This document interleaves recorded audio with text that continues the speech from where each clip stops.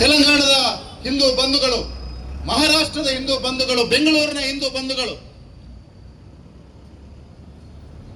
ಅವರ ಮೇಲೆ ಕೇವಲ ಹಿಂದೂ ಅನ್ನುವ ಕಾರಣಕ್ಕೆ ಅದನ್ನು ಜಗತ್ತಿಗೆ ತೋರಿಸಬೇಕು, ಅದನ್ನು ಹಿಂದೂಗಳಿಗೆ ತೋರಿಸಬೇಕು, ಅದನ್ನು ಹೊಸ ಭಾರತವನ್ನು ಕಲ್ಪಿಸ್ತಾ ಇರುವಂತ ನಮ್ಮ ಹಿಂದೂ ಮಕ್ಕಳನ್ನ ಭಯಭೀತರಗೊಳಿಸಬೇಕು ಅನ್ನುವಂತ ಕಾರಣಕ್ಕೆ ಈ ಹೋರಾಟವನ್ನು ಮಾಡಿದ್ದಾರೆ, ಈ ದಾಳಿಯನ್ನು ಮಾಡಿದ್ದಾರೆ ಅನ್ನುವಂಥದ್ದನ್ನ ನಾವೆಲ್ಲರೂ ಅರ್ಥ ಮಾಡಿಕೊಳ್ಬೇಕು. ಈ ದುಃಖದ ಜೊತೆಗೆ ಭಾರತದ ಅಖಂಡತೆಯ ಹೋರಾಟ ಮುಗಿಲಿಲ್ಲ ಅನ್ನುವಂಥದ್ದನ್ನ ನಾವೆಲ್ಲ ನೆನಪಿನಲ್ಲಿ ಇಟ್ಕೊಳ್ಬೇಕು ಬಂಧುಗಳು.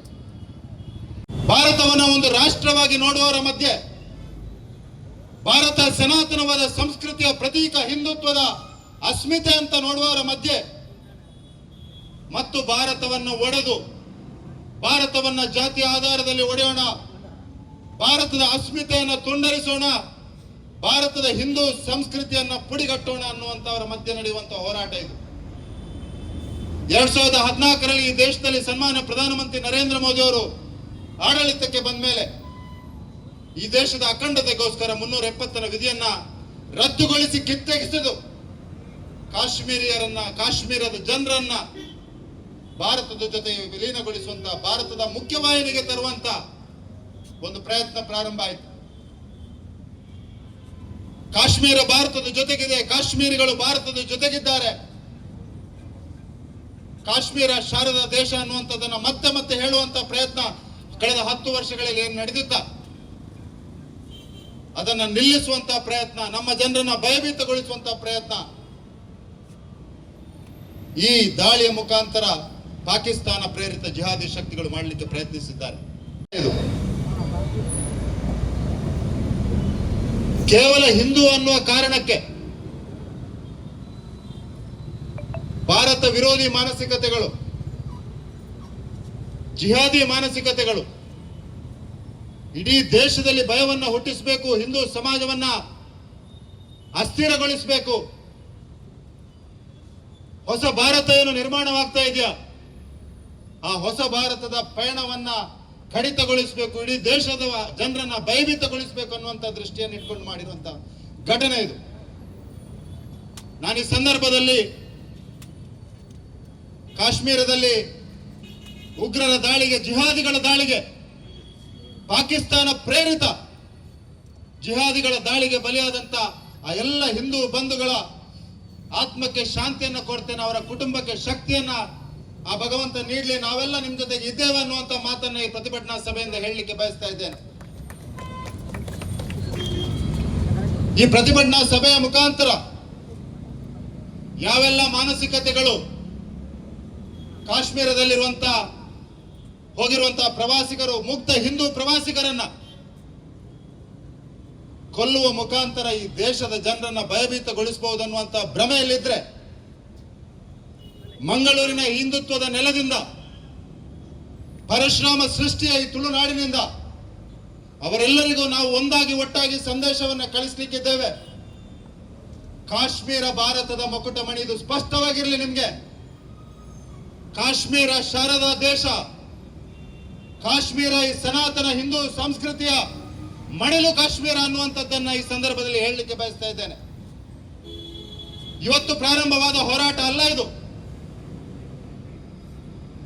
ಯಾವತ್ತು ಈ ದೇಶವನ್ನ ಧರ್ಮದ ಆಧಾರದಲ್ಲಿ, ಧರ್ಮ ಅಂತ ಅಲ್ಲ ಮತದ ಆಧಾರದಲ್ಲಿ ಈ ದೇಶವನ್ನು ಒಡೆದ್ರ ಆವತ್ತಿನಿಂದ ಪ್ರಾರಂಭವಾದ ಹೋರಾಟ ಇದು. ಒಬ್ಬ ಸಂಸದನಾಗಿದೆ ಶಶಿಕಾಂತ್ ಸೆಂಥಿಲ್ ಆ ಸಂದರ್ಭದಲ್ಲಿ ಸಿಟಿಜನ್ಶಿಪ್ ಅಮೆಂಡ್ಮೆಂಟ್ ಆಕ್ಟ್ ನ ಕಾರಣಕ್ಕೆ ನಾನು ಭಾರತೀಯ ಆಡಳಿತ ವ್ಯವಸ್ಥೆಯನ್ನು ಬಿಟ್ಟು ಕಾಂಗ್ರೆಸ್ ಪಾರ್ಟಿಯನ್ನು ಸೇರಿದ್ದೇನೆ ಅನ್ನುವಂಥದ್ದನ್ನು ಘಂಟಾಘೋಷವಾಗಿ ಹೇಳಿದ್ದಾನೆ.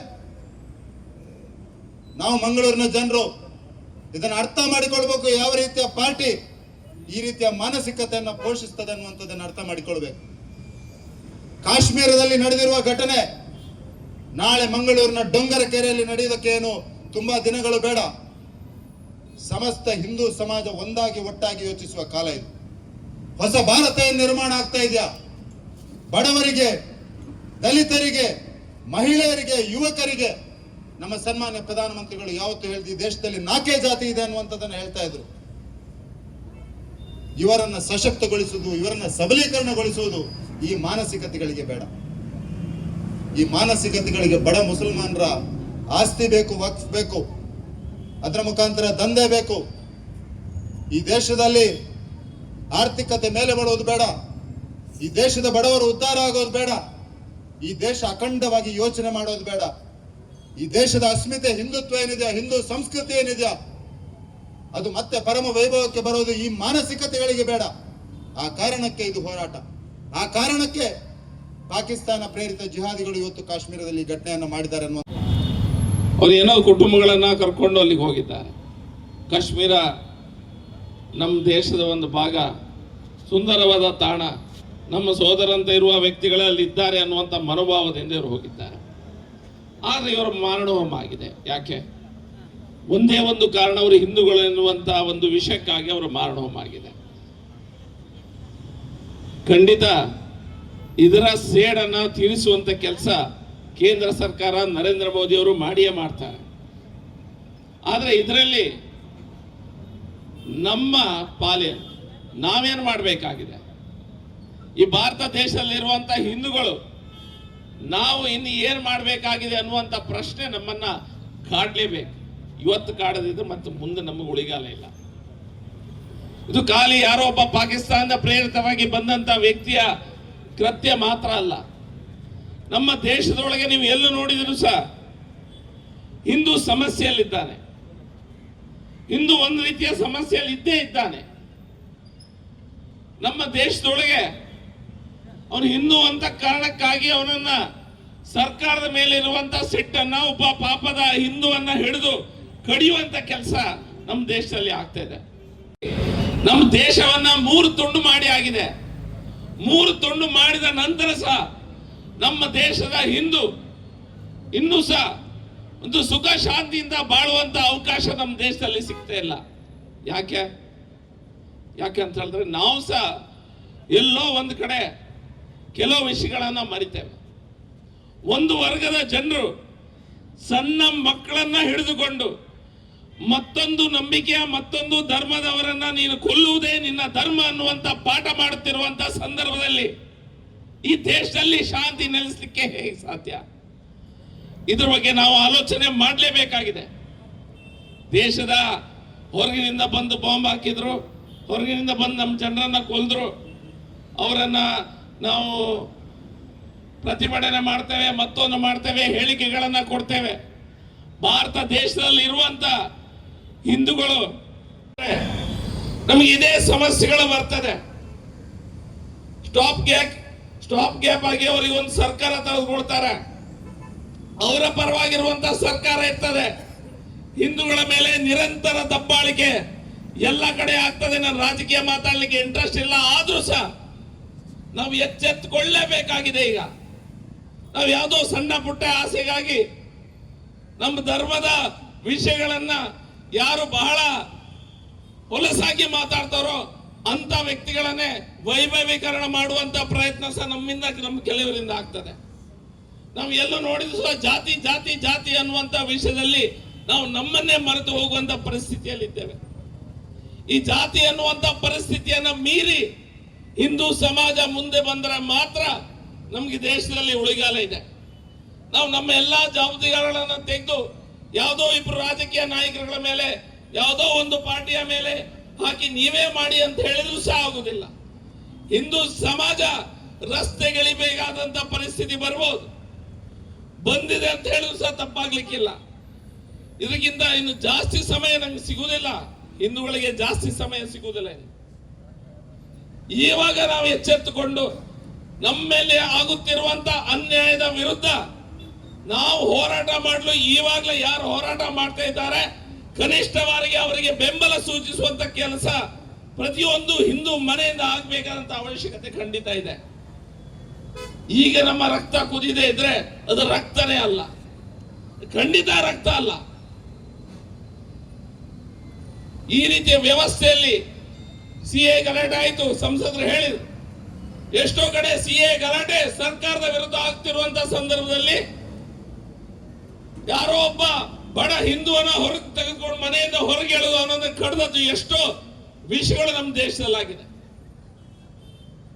ಸೆಕ್ಯುಲರ್ ನಮ್ಮನ್ನ ಪಾಠ ಹೇಳುವಂತಹ ವ್ಯಕ್ತಿಗಳು ಇಲ್ಲಿರುವಂತಹ ಪತ್ರಕರ್ತರ ಮಿತ್ರ ಯಾರಿದ್ದಾರೆ, ನ್ಯೂಸ್ ಎದೆ ಮುಟ್ಟಿ ನೋಡ್ಕೊಳ್ಳಿ. ಹೃದಯದ ಮೇಲೆ ಕೈ ಇಟ್ಕೊಂಡು ನೀವು ಯೋಚನೆ ಮಾಡಿ, ಹಿಂದೂಗಳಿಗೆ ಅನ್ಯಾಯ ಆಗ್ತದೆ ಇಲ್ವಾ ಅಂತ. ಹೆಸರಿಗೆ ಮಾತ್ರ ನಾವು ಬಹುಸಂಖ್ಯಾತರಾಗಿದ್ದೇವೆ, ಆನ್ ಪೇಪರ್ಸ್ ನಾವು ಬಹುಸಂಖ್ಯಾತರು.